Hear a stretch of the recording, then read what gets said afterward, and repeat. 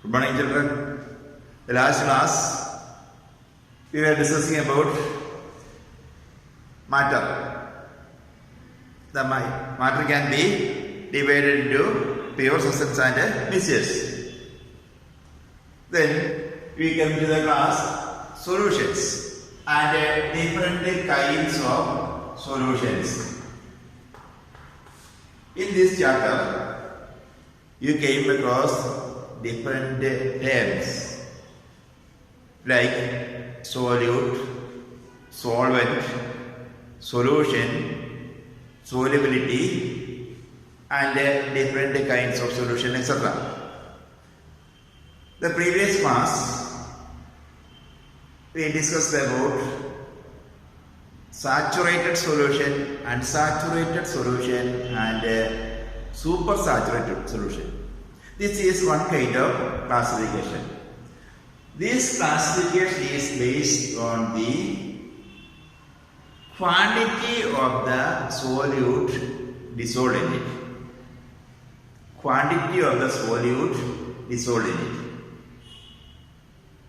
That is, we get three kinds of solutions: A, B, C.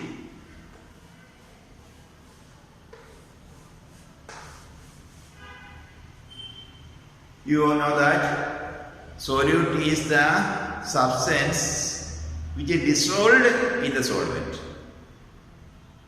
Likewise, solvent is substance where the solute dissolves. When solute dissolves in solvent, we get solution. For example, if we dissolve common salt in water, common salt is solute, water is solvent, and the salt, when it is dissolved in, it is called a solution. Then the quantity of the amount of the solute depends on the solvent or present in the solution. It is classified into saturated solution, unsaturated solution, or supersaturated solution. The mediator is saturated. That means saturated. What's the meaning? It dissolves as much as solute as it is capable of dissolving. The maximum amount of solute dissolved in a solvent at normal conditions. Normal condition means atmospheric pressure and temperature. The normal condition, that is about 30 degrees centigrade and 1 atmosphere. That solution is known as saturated solution. Saturated solution.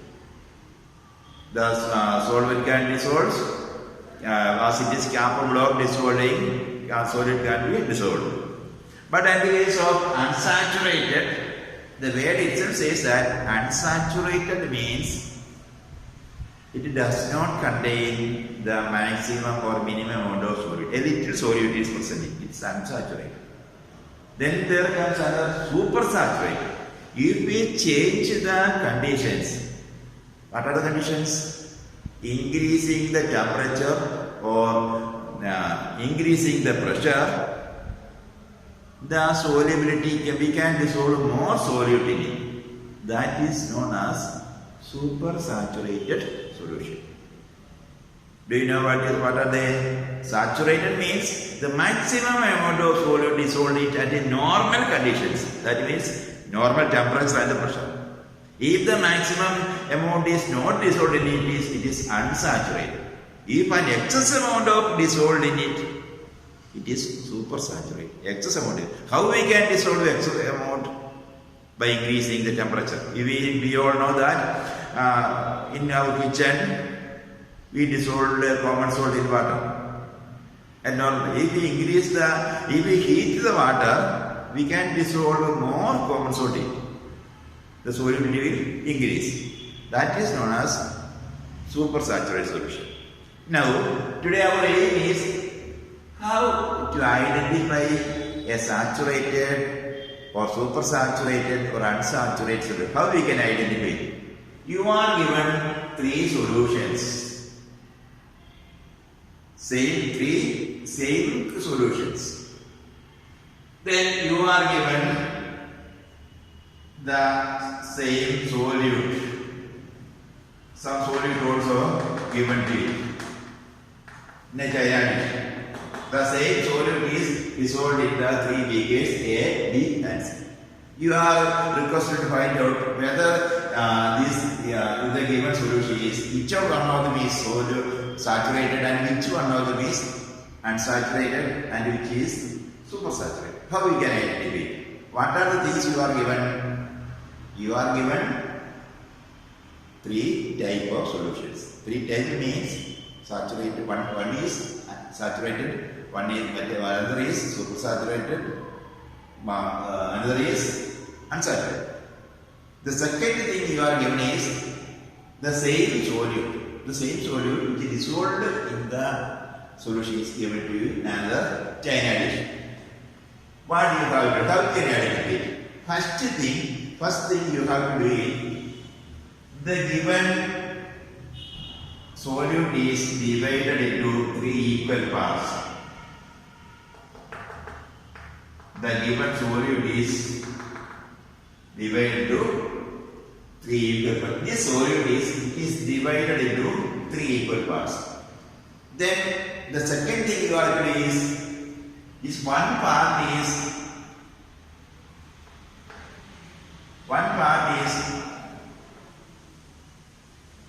put into the beaker A and stirred well. This is one part is put into the beaker A and stirred well. Second is added to the beaker B. Here also you stirred well. The third is also added to the beaker C and it is also stirred well.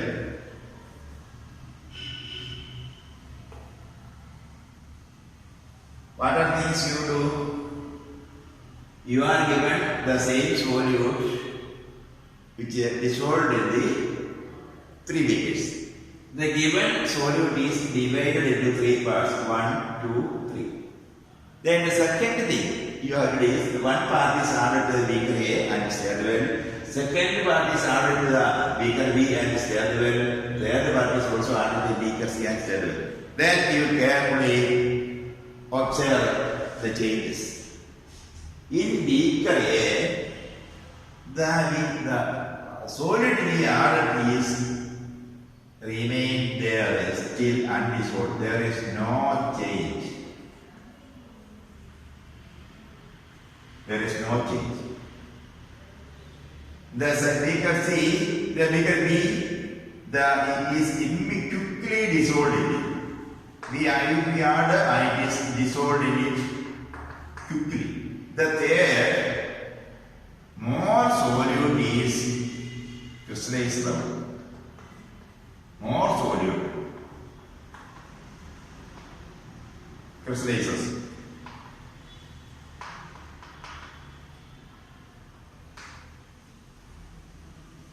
We have to do three things. First, we divide the given solute into three parts. First thing we do. Second thing we do is each part is added to the three beakers separately. Then stirred. The third thing we do is what? We observe carefully the changes taking place. What are the changes? In first beaker, we add part of the solute, it remains as it itself. No change. It does not dissolve. If you stir more times, it does not remain at the bottom of the beaker itself. The second beaker, we put the solute in it, immediately it dissolves. There is no residue. The third beaker, we add the third part and stir well. After some time, when we observe, there is more solute, more residue is found at the bottom of the lake. It is more than we added. We added 2 grams of solute in this, but after some time, when we observe, there is 5 grams. There is excess solute residue. what is our information conclusion? Which one of these saturated? We see that saturated solution is that solution in which it was dissolved as much as salt dissolved as it is capable of dissolving. Saturated സൊല്യൂഷനിൽ അത് ലയിപ്പിക്കാൻ കഴിയാവുന്ന അത്ര സോലിയോട് ലയിച്ചു കഴിഞ്ഞിട്ടുണ്ട്. ഇനി അതിൽ കൂടുതൽ ലയിപ്പിക്കാൻ പറ്റില്ല. First A, it is saturated. So no more solute, no additional solute can dissolve it. So our conclusion is that this is saturated. The second, we immediately after we add the solute, we quickly dissolve it. That means it is a unsaturated. Unsaturated solution means the amount solute dissolved is very little. It can dissolve more solute. So second is unsaturated. The third, there is we see that there is an excess amount of solutes crystallized. We already 2 gram and stated and kept it for some time. After some time, when we observe, there is more solute other than we added it. So we can get to conclusion that it is a supersaturated solution. If we add some solute, it is the excess solute dissolved in it will also crystallize.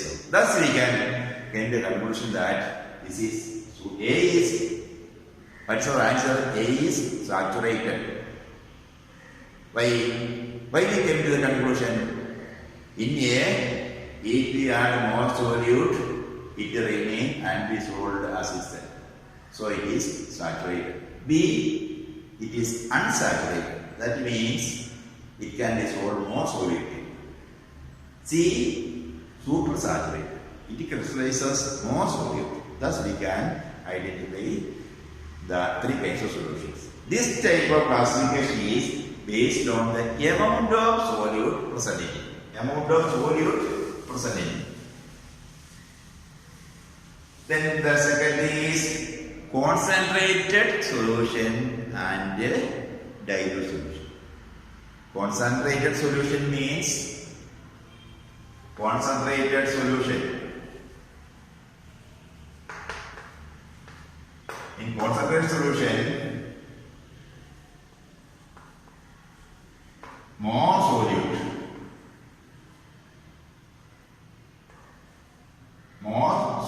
dissolved.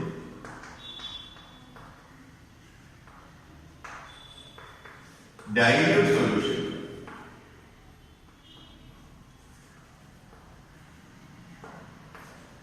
less solute dissolved in it.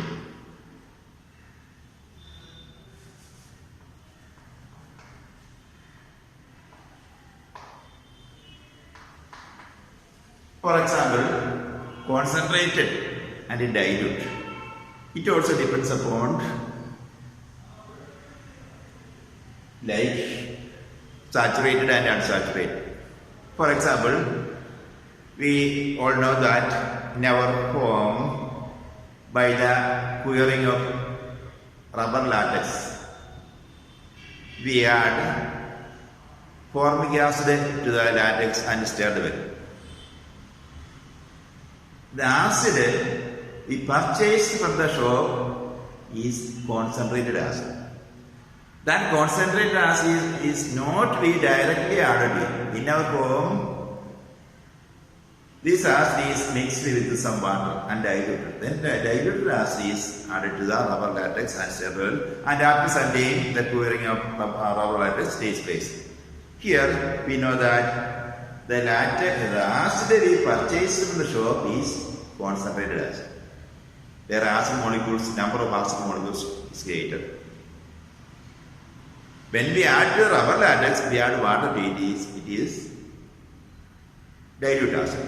It also depends upon the molecules of the solute particles. Then the second is how we can calculate the concentration of a solution. Concentration of a solution.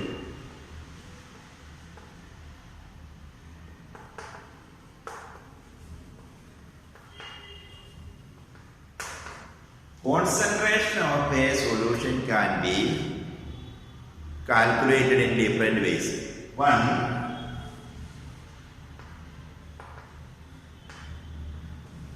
mass of the solute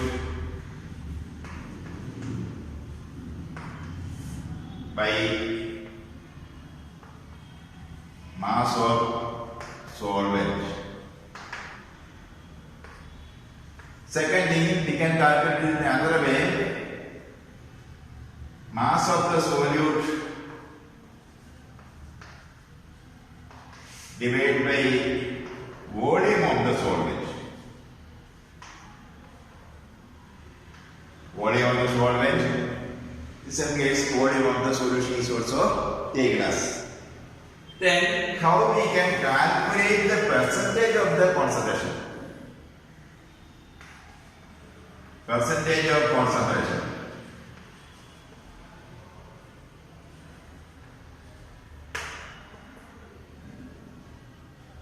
Percentage of concentration can be calculated by mass percentage of concentration or mass by volume of the concentration. This can be clearly calculated by doing a problem. For example, 40 gram of salt dissolved in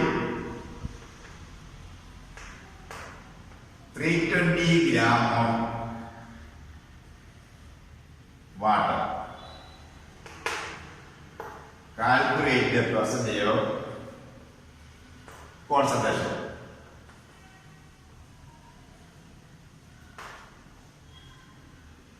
What are the two things given in the problem? Mass of the solute. Here, common solute. Mass of the solute is 40 gram. Mass of solute 40 gram. Mass of solvent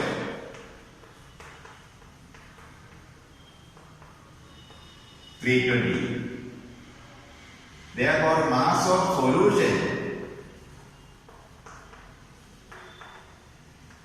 is equal to, by adding 40 to 320, 360. You know how it is? In beaker we take 320 grams of water. In a beaker we take 320 grams of water. To this water, to this 320 grams of water, we add 40 grams of therefore the mass of the solvent is 320 gram. That's water.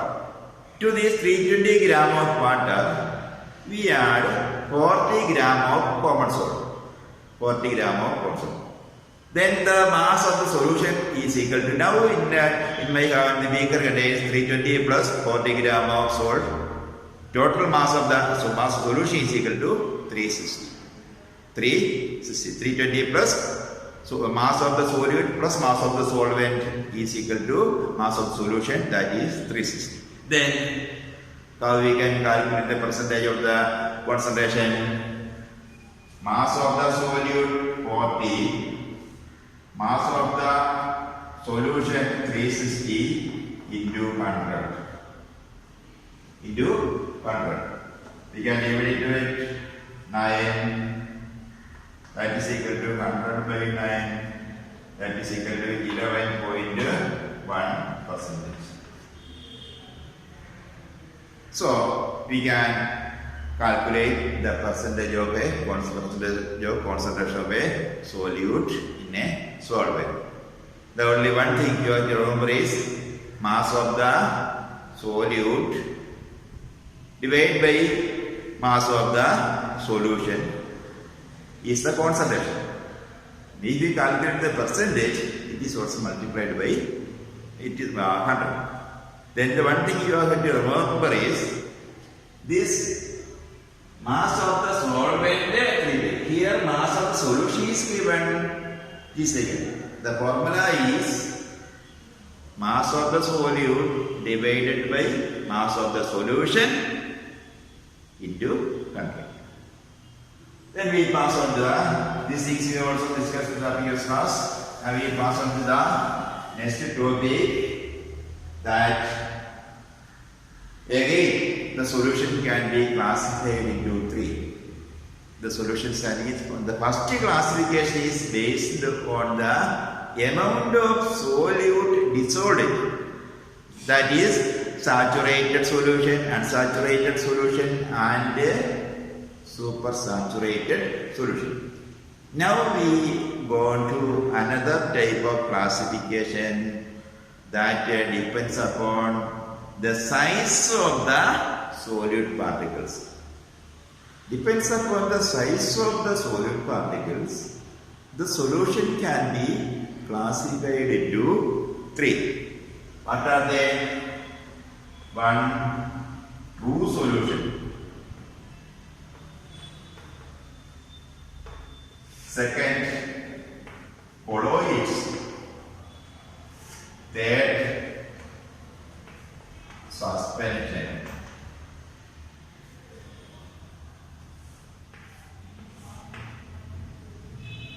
Depends upon the size of the solid particles.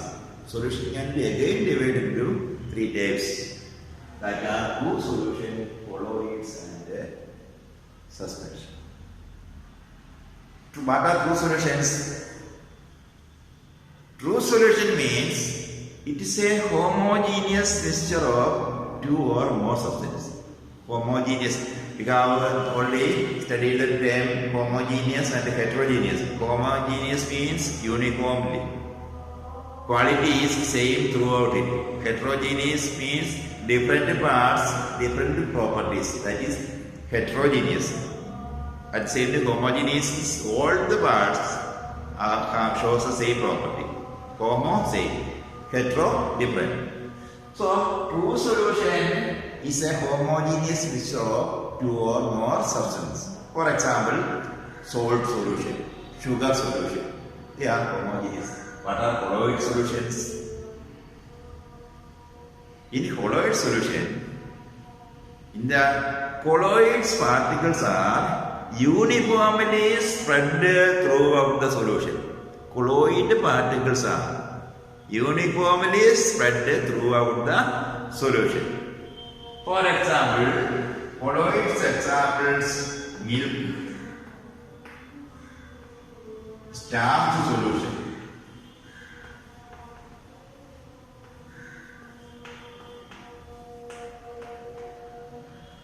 Suspension, in the case of suspension, the solute particles do not dissolve the solvent, it remains suspended in the solution. In suspension, the solute particles does not dissolve it, but it remains, if you shake well, it remains suspended in the solvent. Can you say example? Soil in water or muddy water. Soil in water. Soil and water. If in your home you take a 3/4 water in a glass, then put a little soil from your surroundings, then shake well. Then you look, you can see the solute soil particles, minute soil particles, they are moving upward here and there. That is, you know that it is a suspension. The muddy water, muddy water means MUDDY. Muddy water, mud mixed with the water. That is muddy water. That is suspension. Then can you compare the size of the particles? In true solution, it is a homogeneous mixture, only a single layer.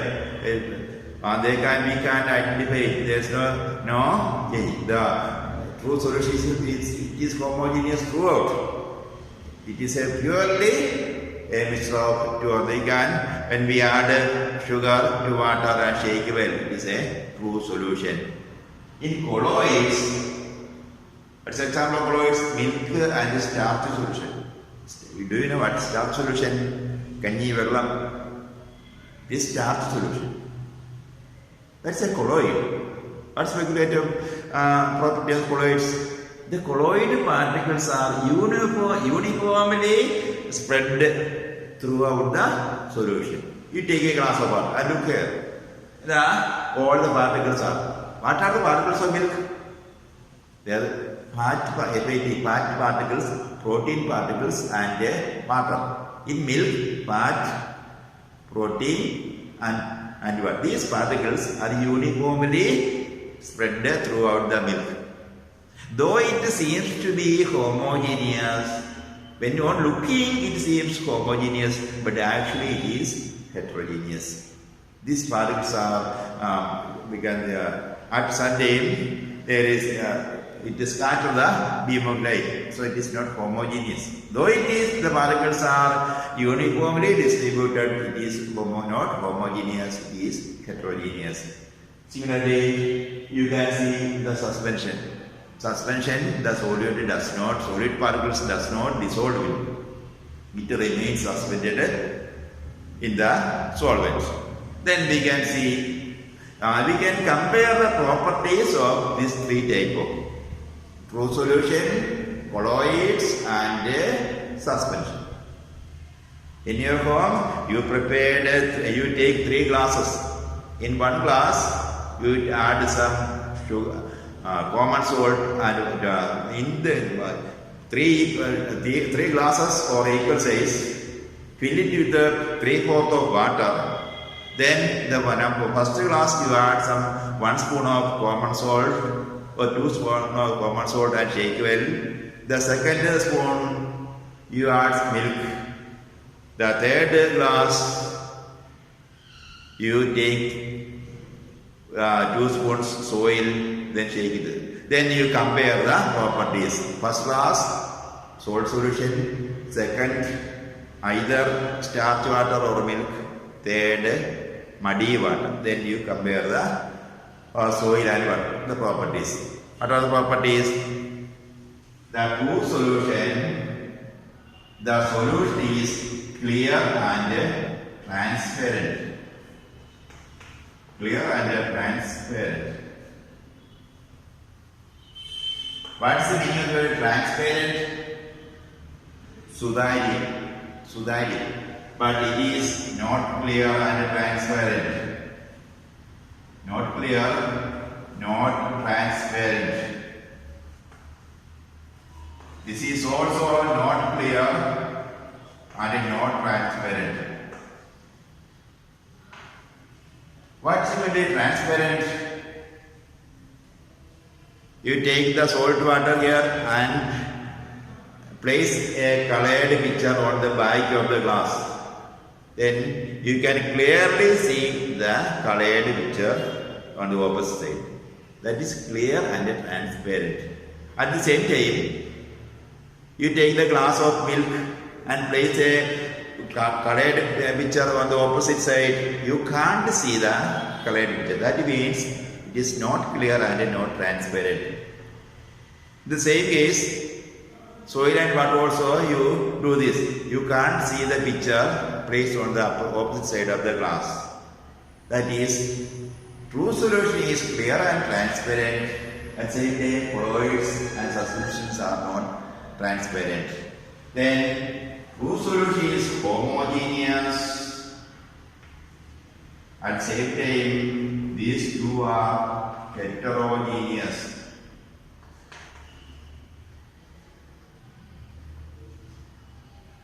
What's the meaning of the word heterogeneous? Homogeneous means uniform composition. Heterogeneous means non-uniform composition. This is I clearly tell you on the first day that in your school on a normal working day, all students are wearing the same uniform. That is good. But on a special day, Onam celebration or Christmas celebration or school day celebration, where you are permitted to wear color dress. There are some on white colored, yellow colored, red colored, blue colored, and only look, there are different colored. There is not uniformity. That is means heterogeneous, non-uniformity. Those these type of are heterogeneous. Then the other thing, when you after some time, these particles, the particles not settle down.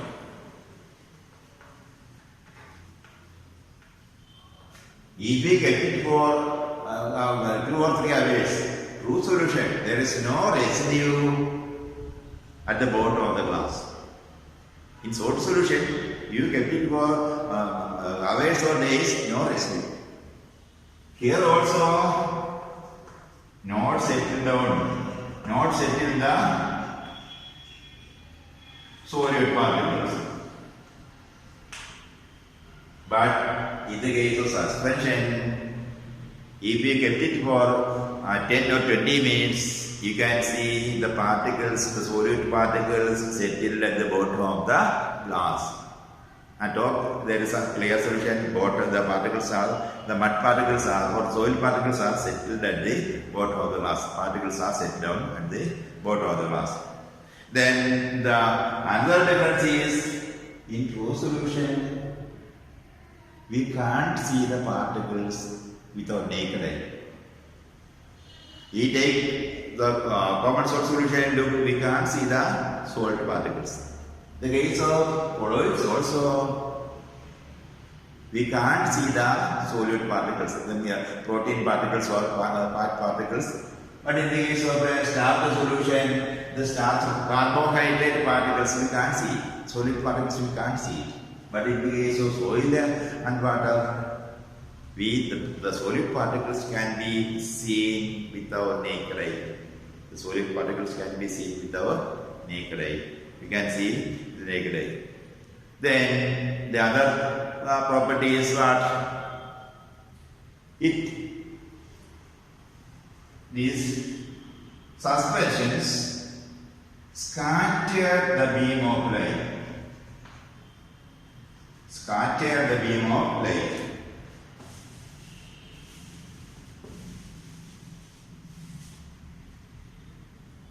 Colloids and suspensions scatter the beam of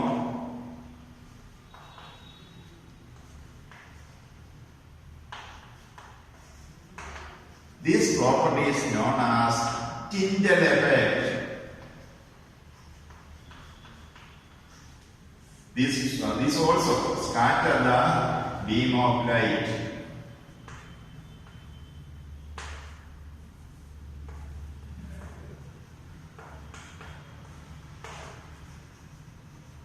This property is also known as Tyndall effect. But in the case of true solution, there is no Tyndall effect. What do you pay Tyndall effect? Early morning, you look when the sun is rising in the sky. If there is any hole in the window or the roof, and the path of the rays entering, you can see the path of the rays, and a number of particles, dust particles are moving here and here.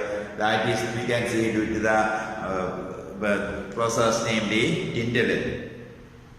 Similarly, in the early morning, when there is mist, we walk into the dense forest. We can see, or fog, we can see the path of the light. It is very clear in the morning session. Whenever you go to a tour place, if you walk to the dense forest, we can see the path of the sun rays, because the sun rays or the light are scattered due to the tiny particles present in the atmosphere or the mist or fog. Thus, this property is known as Tyndall effect, scattering the beam of light due to the particles present in it. This is known as Tyndall effect. The colloids as well as the suspensions scatter the beam of light. That is known as Tyndall effect. Scatter the beam of light. These two gas have to be correct. Yes, they are known as Tyndall effect. But in the case of true solution, there is no Tyndall effect. So these are in this session we are comparing the properties of true solution, colloids and suspension. The thing, our aim is when you see a thing, when you see a solution, you have to identify whether it is a true solution or it is a colloid or it is a suspension. We can identify not the amount of solid particles but size of the solid particles. In the case of true solution, the particle size is less than 1 nm. Nm means 1 nanometer. But in the case of suspension, the size of the particle is more than 1000 nm. In the case of colloids, the size of the particle is in between true solution and suspension. Then we can look once more again what are the properties of true solution and what are the properties of colloids, what are the properties of suspension. In true solution, the size of the particle is less than 1 nanometer. It is clear and transparent. Then it does not, the particles cannot be seen by our naked eye. It is stable. True solution is stable. The particles does not settle down even after hours. The particles, the solid particles never settle down, and the solid particles cannot be separated by filtration. In salt solution, we can't separate solute from the solution. We can look at the colloids. In colloids, the two examples are milk and starch solution. In colloids, it is not clear and transparent. It is, though it looks like homogeneous, it is not homogeneous. It is heterogeneous.